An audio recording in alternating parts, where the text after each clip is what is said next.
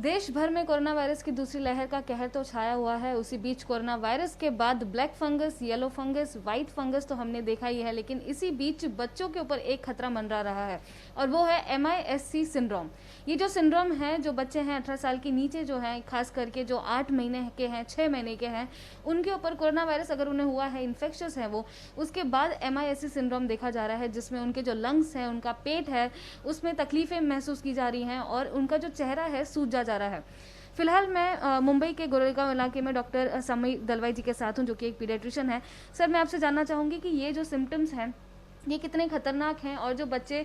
जिन्हें corona virus हो चुका है उसके बाद ये देखा जा रहा है, तो इसमें उन्हें किस बात का ध्यान रखना चाहिए और ये सिम्टम्स किस प्रकार के हैं? नमस्ते। सबसे पहले तो ये जान लीजिए कि जो बच्चों को इन्फेक्शन होता है उसमें से 50 से 90% बच्चों को बहुत ही माइल्ड इन्फेक्शन होता है। बहुत से लोगों को पता भी नहीं चलता कि बच्चे को इन्फेक्शन हो गया, और अगर हुआ भी तो माइल्ड सिम्टम्स होते हैं, साधारण सिम्टम्स होते हैं, जैसे मामूली बुखार, सर्दी, खांसी, नज़ला, थोड़ा सा वॉमिटिंग, लूज मोशंस, बदन दर्द, सर दर्द, और ये 4-5 दिन में अपने आप ठीक हो जाता है।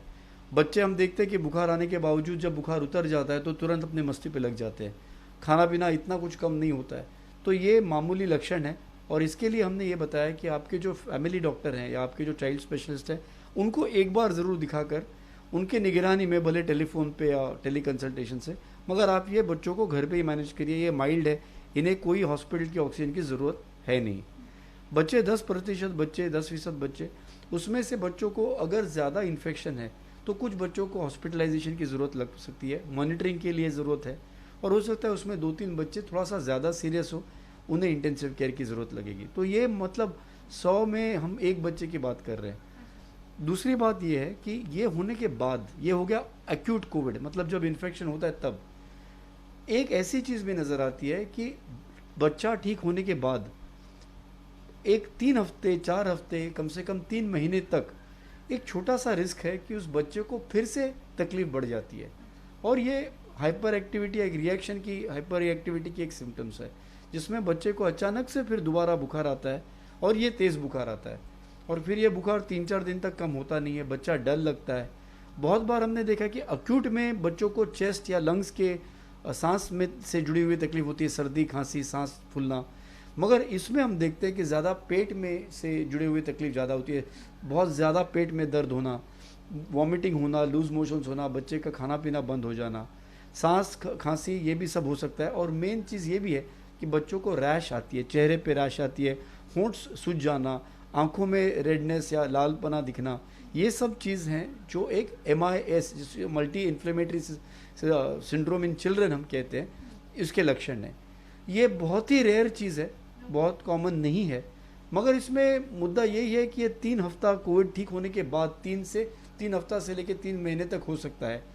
और उसमें ऐसा है कि शायद पहले बार बच्चे को कोविड हुआ है ये आपको पता भी न चला हो। तो मुद्दा यही है कि अगर बच्चे को बुखार 3-4 दिन के ऊपर कम नहीं हो रहा है, बच्चे को पेट के सिम्टम्स हैं, सांस फूल रही है, खांसी ज़्यादा है,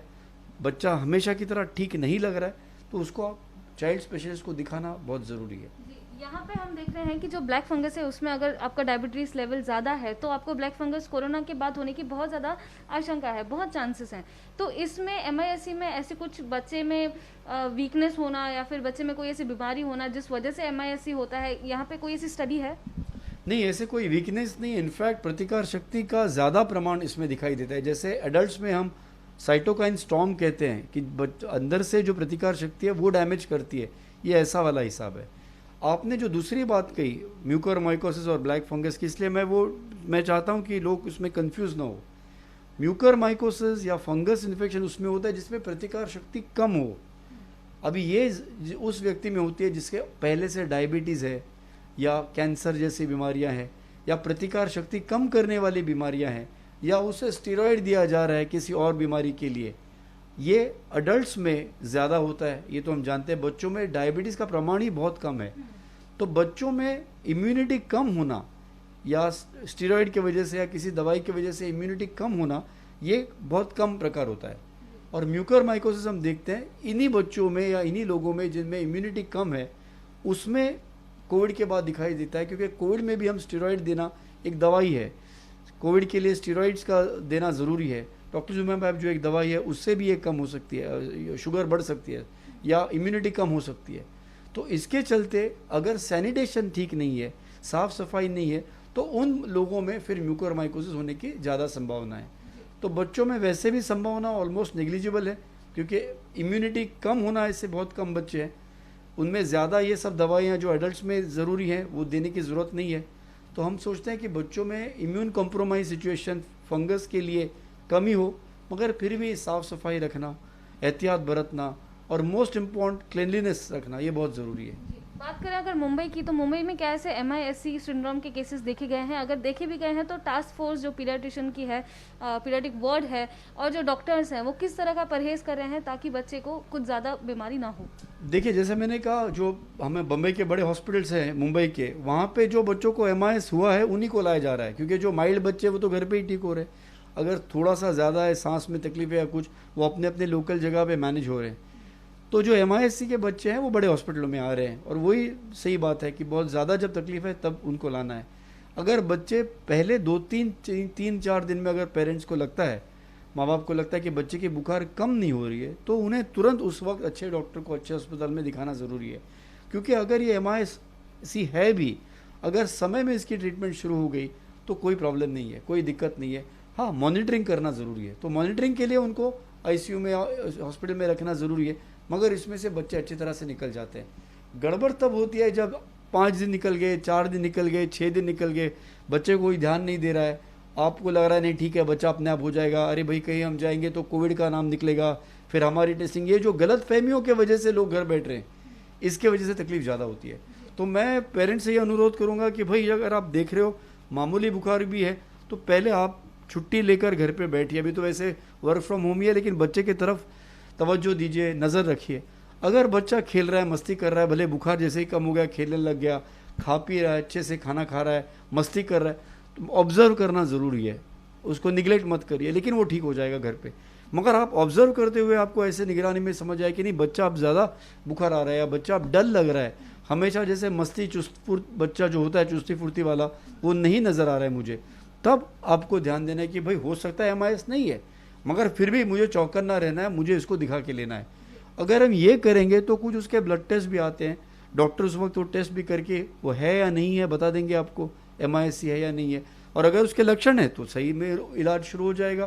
पूरे महाराष्ट्र में ऑलरेडी सरकार पिछले 15 दिन से ये सेटअप लगाने में या तैयार करने में जुट चुकी है। तो हमको सिर्फ देखना है कि घर में स्ट्रेस नहीं लेना है, हर बच्चे को लेके हॉस्पिटल नहीं भागना है, क्योंकि फिर वो जो बच्चे MIS वाले हैं वो पहुंच नहीं पाएंगे। जो माइल्ड लक्षण है, सौम्य लक्षण है, असाधारण लक्षण है, उनको आपको घर पे ही मैनेज करना है with consultation of your doctor. अगर सांस ज़्यादा फूल रही है, बच्चे की बुखार ज़्यादा है, तो उसको हॉस्पिटल की ज़रूरत पड़ सकती है, या अगर MIS के सिम्टम्स नज़र आ रहे तो उसे हॉस्पिटल की या ICU की ज़रूरत लग सकती है। यहाँ पे जो बच्चे कोरोना से जस्ट निकले हैं और उसके बाद अगर उन्हें ये सिम्टम्स देखे जा रहे हैं, तो एज पेरेंट्स उन्हें किस बात का ख्याल रखना चाहिए, खाने पीने का या फिर उनके सोने के शेड्यूल का, खेलने के शेड्यूल का, ऐसी कुछ होम रेमेडीज हम जो कहते हैं, घरगुती जो हम इलाज कहते हैं, इसके बारे में आप कुछ कहना चाहेंगे? देखिए, जो भी व्यक्ति फिट है उसको बीमारी कम होगी, और फिटनेस के लिए 2-3 चीज़ें बहुत ज़रूरी है। एक है कि आहार या डाइट जिसे हम कहते हैं, और उसमें ऐसे कोई पर्टिकुलर टॉनिक है या पर्टिकुलर कोई दवाई है, ये गलतफहमियां, ऐसे कोई इम्यूनिटी बढ़ाने वाले टॉनिक है नहीं। मगर नॉर्मल जो फूड है जो हम घर में खाते हैं, जिसको बैलेंस डाइट कहते हैं, जिसमें हर अलग अलग टाइप प्रोटीन्स भी हो, कार्बोहाइड्रेट्स भी हो, विटामिन्स भी हो, मिनरल्स भी हो, ये फूड खाना ज़रूरी है। दूसरी चीज़ जो हम कम ध्यान देते हैं और टॉनिक के पीछे भागते हैं वो है नींद। बच्चों को नींद सही से मिलना बहुत ज़रूरी है, और ख़ासकर अभी हम देख रहे हैं क्योंकि टीवी मोबाइल का इतना ज़्यादा प्रकोप बढ़ रहा है, तो नींद और डिस्टर्ब हो रही है, बच्चे बहुत लेट सो रहे हैं, लेट उठ रहे हैं, नींद डिस्टर्ब हो रही है। टीवी मोबाइल स्क्रीन देखने से भी बच्चों के ब्रेन पे असर होता है, तो ये अवॉइड करना चाहिए। और तीसरी चीज़ इम्यूनिटी बढ़ाने के लिए अगर आप सच में टॉनिक चाहते हैं तो ये है कि आप स्ट्रेस फ्री जीना सीखिए, और अगर स्ट्रेस फ्री जीना है, बिना स्ट्रेस के जीना है, तो बच्चों के साथ खेलिए, आपके बच्चों के साथ बातें करिए, बच्चों के साथ समय बिताइए, वो कुछ चुटकुले सुनाएंगे तो उस पर हंसिए। तो अगर आप बच्चों की तरह रहेंगे तो बच्चे देखेंगे कि आपको स्ट्रेस न हो। अगर आप बच्चों को आपकी तरह करने जाएंगे तो ये स्ट्रेसफुल हो जाएगा। तो एक शेड्यूल बनाइए जिसमें बच्चे को हर चीज़ अपने समय पे करने मिले, आपको आपके काम में समय से करने मिले। जब बच्चों का समय बच्चों को देना है, आपको समय देना है, बच्चों की बातें सुननी है, ये सब करने से बच्चों का भी स्ट्रेस कम रहेगा, आपका स्ट्रेस कम रहेगा और इम्यूनिटी के लिए बहुत ज़्यादा अच्छा फ़ायदा होगा।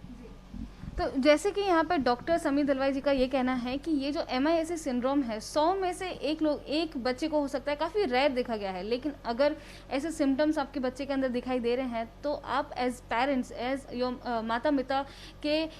इस ओहदे पर आके आपका ये बहुत ज़्यादा ज़रूरी है कि आप बच्चे का ख्याल रखें, उनके ऊपर पूरी निगरानी रखें, उन्हें निगलेक्ट ना करें। कैमरा पर्सन जावेद के साथ मैं लता शर्मा, ABP न्यूज़, मुंबई।